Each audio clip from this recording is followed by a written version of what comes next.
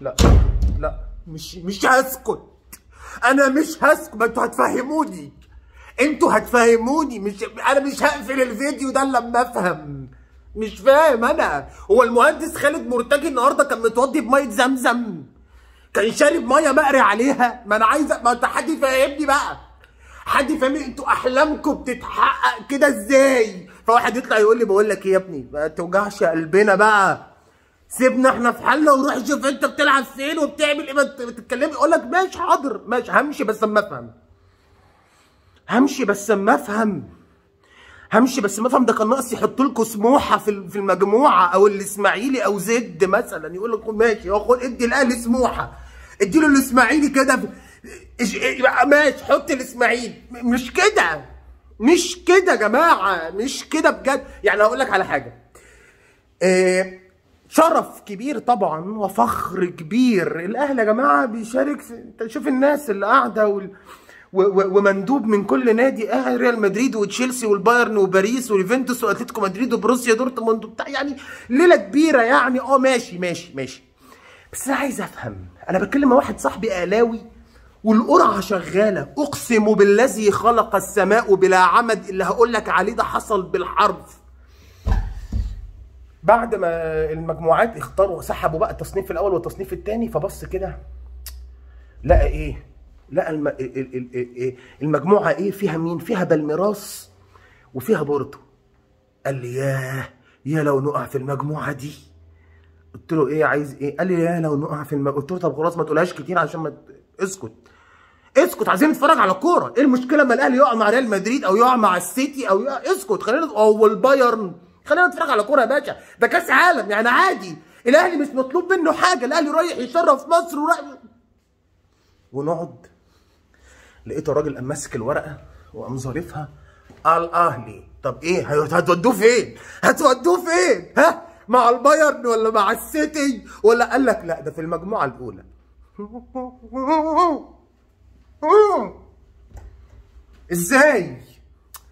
ازاي ده انهي شيخ ده؟ باشمهندس خالد مرتجي انهي شيخ؟ مش فاهم. بعدين يقول لك الفريق الرابع انتر ميامي الامريكي بتاع ميسي. الاهلي وقع مع بورتو، وقع مع بورتو السخنه، وبعدين وقع مع بالميراس وانتر ميامي. والاهلي هيلعب الافتتاح مع انتر ميامي يوم 15/6 المقبل باذن الله تعالى في امريكا، افتتاح كاس العالم للانديه. ده حاجه بقى لن تنسى في التاريخ. يعني الاهلي لعب المباراه الافتتاحيه لكاس العالم للانديه مع انتر ميامي المضيف بتاع البطوله. فهذا يعني شرف كبير للقاره الحقيقه ولمصر وللعرب. يعني موضوع ايه الموضوع؟ ماشي انا معاك في ده كله. حد يقول لي انت مالك؟ وانت في ايه؟ وانت مش بتلعب في الكونفدراليه؟ ايه اللي مضايقك؟ اقول لك طب بس بالله عليك عشان والله البيروسول اهو. انا عارف انت بتحب فيديوهاتي وبتاع، فهتخليني اشرب بيروسول ليه؟ زو رشه تحت الباط هنا، رشه تحت الباط هنا وبتاع وخلاص وخلصنا. فانت ما تستفزنيش، اسمع مني للاخر. تعال اقول لك الفرق العربيه والافريقيه والاسيويه وقعت مع مين؟ ما انا مش هسيب الحته دي في حالها يعني. بص يا سيدي، صن داونز وقع مع بروسيا دورتموند الالماني. مش قادر. العين عليها حارس الحقيقه. وقع مع مين العين؟ اللي الاهلي نكتوا 3. الاهلي مسكوا اداله 3. العين وقع مع السيتي ومع يوفنتوس. العين الاماراتي. العين لازم يعمل ليزك قبل ما يروح رسمي. الوداد مع السيتي واليوفنتوس. الوداد اللي السنه دي ما بيلعبش في اي بطوله قاريه اصلا، لا دوري ابطال ولا كونفدراليه. قالوا له امسك وانت ساكت. يوفنتوس والسيتي. الهلال مع ريال مدريد. شوف فرق القاره والفرق العربيه والفرق الاسيويه بيحصل فيها ايه. الترجي، تشيلسي، زي ما بقول لك كده اسمع، خد تشيلسي الانجليزي وانت ساكت ما تناقشنيش. طيب ألسان الكوري مع بروسيا. اوراوا ريد الياباني يا عيني اللي مش فاهم حاجه لهبل وقع مع انتر ميلان.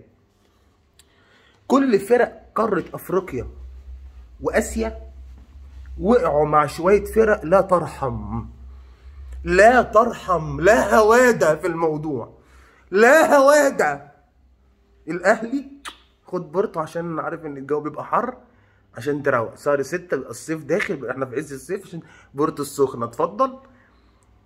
بعدين الفرقه الثانيه مين؟ بالميراس. انت لعبت مع بالميراس قبل كده مرتين، كسبته مره وهو كسبك مره، فخد عشان تعرف تشوف الدنيا ماشيه ازاي.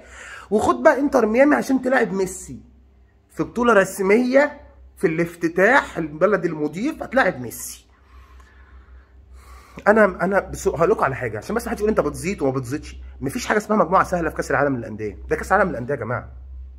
يعني هل ممكن نقول في كاس العالم للمنتخبات في حاجه اسمها مجموعه سهله؟ لا، بس في حاجه اسمها اسهل الصعب.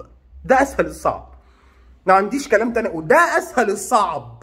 ده اللي بيحصل قدامي ده بالنسبه للاهلي اسهل الصعب، والاهلي سيواجه ميسي في كاس العالم للانديه. انا مش عارف انا في ايه في التشنجات اللي بتجيلي دي، بس هبقى كويس ان شاء الله. ففي حلقه بقى هنفصص فيها كل حاجه واقول لك توقعاتي للمجموعه دي، مين اللي هيصعد منها ومن المجموعات كلها. حلقه على اليوتيوب بعد قليل، اياك ان تفوتها. اياك ان اتمنى بعد 4 سنين من دلوقتي ابقى بعمل فيديو اقول لك الزمالك وقع مثلا مع ان شاء الله حتى نقع في كاس العالم للانديه مع مثلا يعني حبل الغسيل الرواندي، ما عنديش مشكله، بس يعني ربنا يسهل. السلام عليكم يا جماعه.